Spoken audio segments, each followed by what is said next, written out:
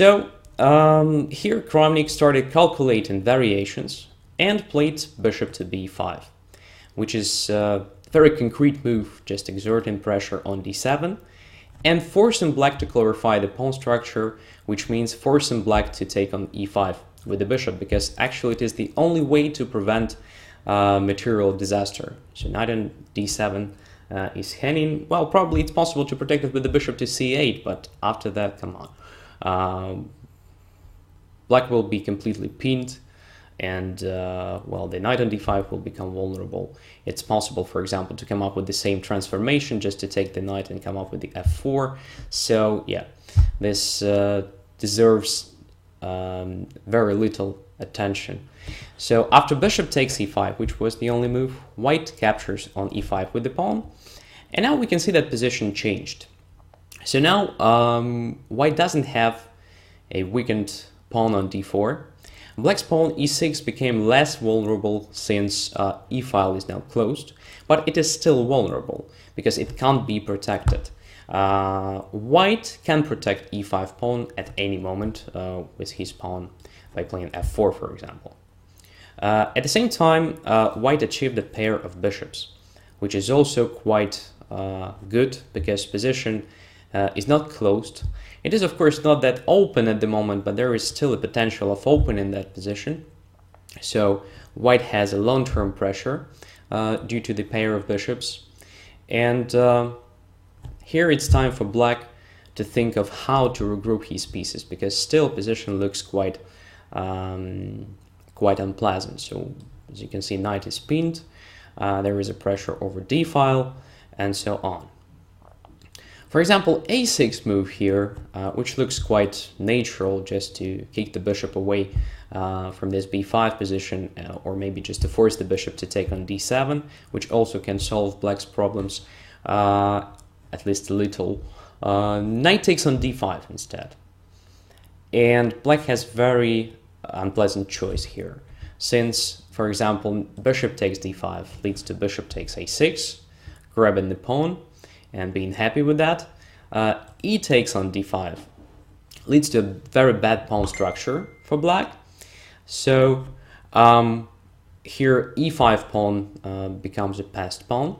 Probably for white it is better just to capture the knight here to prevent rook e5, and then to continue playing this position with a passed pawn which can't be easily protected, for example, and a bad pawn structure for black since d5 is weakened and bishop on b7 is passive, and so on. So from positional point of view, this transformation favors white. So after knight d5 looks like it's better to capture the bishop, but this also leads to some concessions. You can see now this doubled pawns on b5 and b6. After knight goes to b4, which is quite good position for the knight, just blockading both doubled pawns. White has clear plan of attacking them. Just for instance, after queen e7, rook jumps directly to d6. Very good outpost for the rook on the open file, and at the same time, white attacks both e6 and b6. Pawns b5 is hanging, so no questions, white is better here. So after d takes on e5, Topalov played also a natural move. It was queen to e7. And now we can see that black is more or less ready for capture on c3 and hence to create a weakness in white's position. So pawn on c3 will be vulnerable, pawn on a2 will be also isolated in that case. So for white it is better to prevent this scenario, and Kramnik just took on d5, bishop took on d5.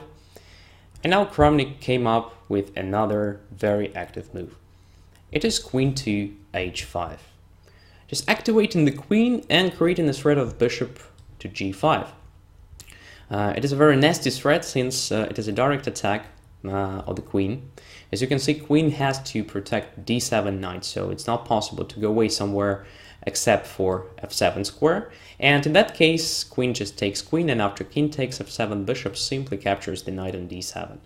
So it is already very hard to find a good way for black to protect his position. But there are some options. For example, h6 move, g6 move, and even knight takes e5, sacrificing an exchange but activating minor pieces. And what is really great is that Kramnik managed to calculate, well, first he managed to predict and then thoroughly calculate the vast majority of the following lines that I will show you just in a few seconds. But attention, at the moment when he played bishop to b5.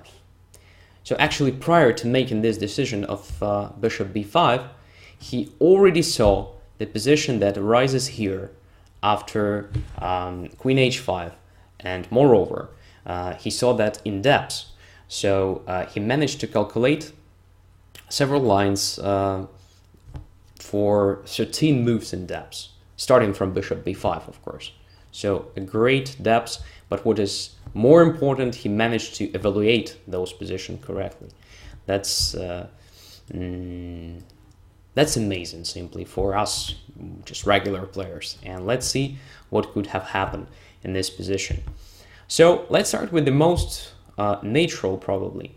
It is the h6 move, because in this case, black directly prevents bishop g5 idea, and actually prevents the activation of a light squared bishop completely, because there is no other interesting points for this bishop. For example, on f4 it will be just protecting e5 pawn, nothing more. So let's see what happens here. Kramnik calculated this amazing line. So bishop takes on h6. Well, not terribly surprising, but you will see what happens in the very end of the variation. So with the help of this bishop h6, Kramnik manages to open up a position of the king. Now after queen g6, the point is that queen can't go to g7.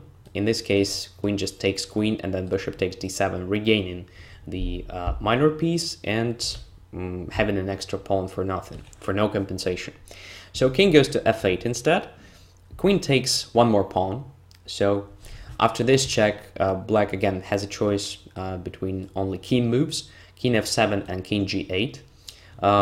King g8 leads to disaster after this typical rook lift. Rook goes to d3 to attack the king from g3, and for example, if black somehow prevents it, it's possible also to occupy h3 square with the threat of, let's say, queen h8 followed by rook h7. So this is already lost. Black has no satisfactory defense. The only possibility is to exchange queens once again, but this again leads to a simply winning endgame when white takes on d7. So after queen h6, king f7 is the only move. And now rook takes on d5. Very nice exchange sacrifice, just destroying black's defense, because now black has completely weakened light squared complex. So after that, queen goes to h7 with check. Of course, king e6 is very bad in the view of, for example, just queen g6 check, and then if king takes here, then rook to e1, one of possible variations. So the very simple win for white here. So after queen h7, king should go to f8, after which queen takes one more pawn on f5, attacking the knight at the same time. So now it's time for black to simplify a position, otherwise white will have enormously strong attack. Bishop takes on d7, queen takes f5, bishop takes f5, rook takes e5, bishop goes to d3, rook goes to e8, creating a threat of rook to e1, and now king to f1. And only here, Kramnik stopped calculating variation. Just amazing. So he saw this position in his mind, in details. And again, let's try to understand what he thought and how he evaluated this position. So again, Kramnik says, I think it is technically won for white. The pawns advance, and I do not see how black can create a counterplay, apart from by trying to exchange rooks on the c file. So it's possible, for example, to regroup the rooks somehow to the c file and try to exchange them. But even this does not guarantee an easy life. So in fact, this position is not so simple, like Kramnik thought, but probably only a great computer program can hold this position somehow, because it is a well-known pattern where minor piece is not worse than the rook, at least. In fact, in such a situation, I think that the bishop is better than the rook, because for rooks, it is necessary to have open files, to have concrete targets to attack. Here, as you can see, one open file, E file, is perfectly protected by white pieces, so it's not possible to break through. On the C file, the only possibility is just to exchange the rook, white's rook, and white has no weaknesses at all, so it's not possible to attack with the rooks here. And white has a clear plan, so white has 3 connected passed pawns. So white's task is pretty clear, just to start pushing those pawns and to queen them. So it is a so-called pattern, right? So something that is pretty well known. So a general situation on the board which has a concrete evaluation. So actually, for understanding the evaluation of the whole line that calculated by Kramnik, it was necessary to correctly estimate this final position. And to do that, it is not necessary to calculate even further, even deeper. You have just to recognize this pattern when the bishop is not worse than the rook. So to understand that white has more than just enough compensation for a missing exchange, and then stop. So pattern recognition, remember this basic idea, because pattern recognition helps you to estimate positions correctly, to evaluate positions correctly, and pattern recognition helps you to direct your thinking. So usually you have a lot of different moves to calculate at first glance, but well, proper positional understanding, proper recognition of the patterns, strategic patterns mainly, gives you a chance to reduce the quantity of variations that you should actually calculate. And also it helps to, which is more importantly, to evaluate the final position of each line that you calculate. But anyway, just look, it is the move number 28, bishop b5 was the move number 15. So Kramnik just predicted this. That was great. Okay, that was about h6 possibility. So here white takes on h6, and the next we already saw. What else? For example, knight takes e5. Another possibility that Kramnik predicted. So here Kramnik was just very careful about opponent's resources. At first glance, this move doesn't deserve any attention because it loses the exchange at first glance again for nothing, but in fact black has good minor pieces after that. So after bishop takes e8, rook takes e8, so it's not so easy to break through with this position. But Kramnik also predicted the line with more active approach. So bishop goes to g5. So the first move that he calculated was, of course, queen b7, an interesting resource, just starting a counterattack, which looks dangerous. However, here white simply captures on e8, and after bishop takes g2, he has this great rook d7 move, breaking the connection between the queen and square f7, and also deflecting the knight if it takes on d7. If black continues with the knight f3 check, then after king takes g2, discovered check doesn't harm.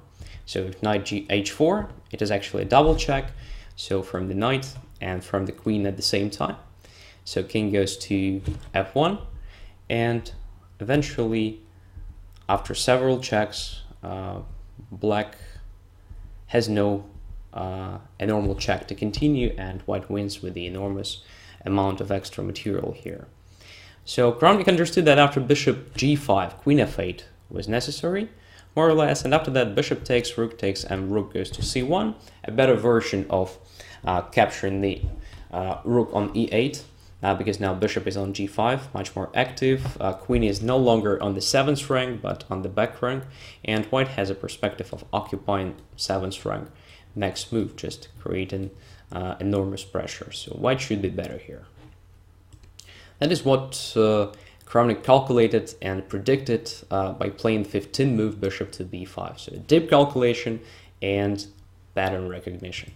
So after queen h5, Topalov played g6, which is a solid move, preventing bishop g5 immediately, securing square f7 for a queen in case of attack from the bishop on g5. However, this, as you can see, a concession, right? So now black has so weak dark squared complex on the king side, and all those squares are around the king, which makes position of the king quite vulnerable and potentially very dangerous. So queen goes to h6, natural choice, just to be closer to the king. It is still not possible to simplify a position with black by playing, for example, queen g7 because of the exchange and bishop takes d7. We already saw that many times. So rook goes to c8. Very clever choice. Rook goes away from that pin on diagonal a4, e8. Rook occupies very important open c file here, creating some sort of threats connected with probably rook c2 at some point. And, well, it's time for white to demonstrate what he has. So Kramnik played bishop to g5 here, attacking the queen. That was quite natural. And after queen f7, he played very interesting, but a bit surprising move, bishop takes d7. Well, actually, it is a very natural decision, but it looks a bit surprising since we just discussed that white achieved a pair of bishops. It is a good long-term advantage, and position is not that closed, and so on, so on, so on. So everything says that probably it's better to keep a pair of bishops. And of course, Kramnik was a bit hesitating about making this move, bishop to d7, since he wanted probably to keep a pair of bishops. However, he calculated the line like bishop to f4, a6, bishop to f1, then b5, creating a threat at some point to play bishop c4 even, so b3 is more or less forced. And here he understood that, okay, he has probably a long-term advantage, but it is still not so clear how to break through here. So position is still not that simple to play. And after bishop d7, what he did? He actually recognized, and it was very simple for a player like him, recognized another pattern, which is a middle game when you have major pieces on the board, and at the same time you have this pair of bishops of opposing colors. So as you can see, after queen takes on d7, black has a light squared bishop and white has a dark squared bishop. So almost every club player knows that, come on, bishops of opposing colors is a great trend for a draw, right? But it's true only for endgames. Even endgames with bishops of the opposing colors and, for example, rooks still on the board. The side that has initiative and has concrete objects to attack still has a lot of chances. Moreover here, so when we have all major pieces on the board. So it is a typical pattern that says if you have a concrete plan of attack, or if you start an attack, a direct attack against opponent's king, having those bishops of opposing colors, you benefit and you have great chances to win. So what Kramnik says about this decision? Here there was a choice again. I thought that the bishop on f6 and the potential attack were very dangerous, but I also could have kept a pair of bishops. However, it seemed to me that the exchange on d7 was more promising. So Kramnik recognized the pattern and after some calculations had a feeling that, okay, this setup will be better for him. At least it is to his taste. Also not bad. Bishop goes to f6. Now, so white increases pressure. Now g7 and h8 are under control. Queen goes to f7, and Kramnik continues with the silent move on the other side of the board. So he plays b3. It is a prophylaxis, also a feature of top players. So never forget about opponent's resources. So this move prevents rook from going to c4 and using the force rank potentially. So let's see how it is possible to do. So let's imagine that white starts his direct attack on the king side, coming up with this typical rook lift, getting the rook to the king side. Rook simply goes to c2 here first. One rook goes to c2. Rook g3, another rook goes to c8. And now white's natural plan is to play h4, h5.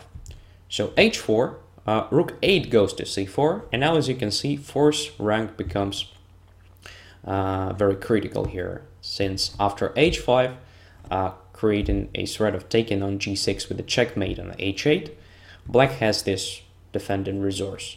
Rook goes to g4, covering the g file.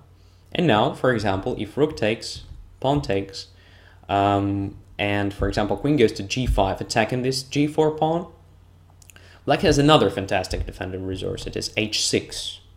Since taking on h6 or g6 will be not enough. So for example, if queen takes on h6, then queen goes to g6. So black is ready even to sacrifice a pawn on g6, but to get rid of the queens on the board. And since black controls c file and d file is closed, it will be extremely hard for white to break through. So here, these drawish trends become true. The same is after queen takes g6. So in this case, black just exchanges queens, and this position is even better than after queen takes h6, because black secures this h6 pawn on the board. It is additional resource to counterplay, to have a counterplay after h5, let's say h4, h3, and so on. So this looks quite surprising, but as you can see, black has a chance to protect here. So after queen g4, black can play g5. Well, this position is very hard to win with white, since black's pieces one of a sudden become very, very active. So bishop is already active, rook became active on the second rank, and queen, which was very, very passive during almost all the game, now becomes extremely dangerous after getting to h7 and controlling this diagonal. Thinking of probably reaching other pieces in the counterattack. So that was a resource by black to exploit the force rank. That's why b3 looks so good. Prophylaxis just preventing this rook c4. And anyway, this move is quite useful because it limits not only the rook but also the bishop d5.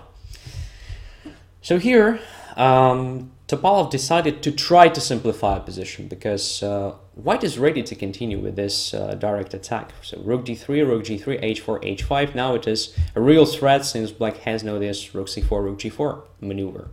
So queen f8, offering the exchange of queens. And another great calculation and predicting opponent's resources made by Kramnik. So he played queen to f4. However, queen g5 looks much more logical, having the queen closer to the king and still having this threat of h4, h5, and so on. So here black, just in time with his counterplay. Rook c2, h4, rook goes to c8, h5, and now, pay attention, queen goes to b4.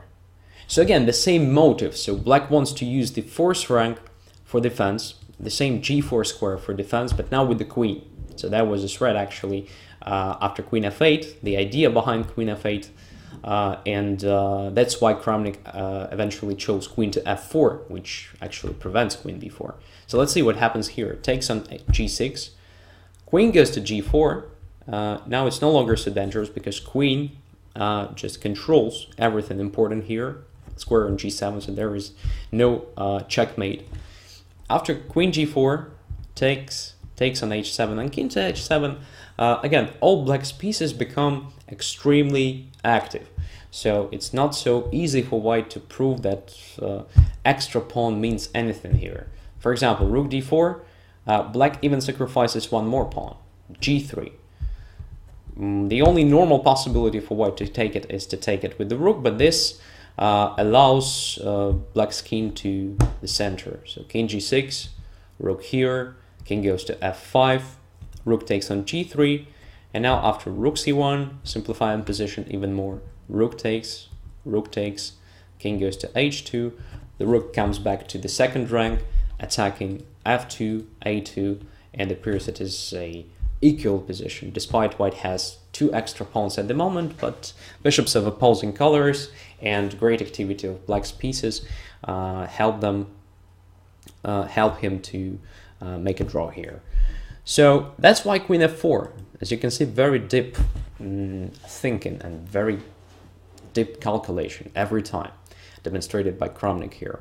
So after queen f4, as we can see, white has no this sort of direct attack, and this actually stops white's attack for a while. But on the other hand, Kramnik manages to prevent most promising counterplay by black. So that is a great decision. And here, Topalov continued with the active move rook c2. That appeared a great mistake, actually, because after rook c2, he's not in time to protect his king, and at the same time, he's not able to perform a sufficient counterplay. So rook c2 was a mistake, but it's very hard to believe that such a move, which is so natural and active, can be a mistake.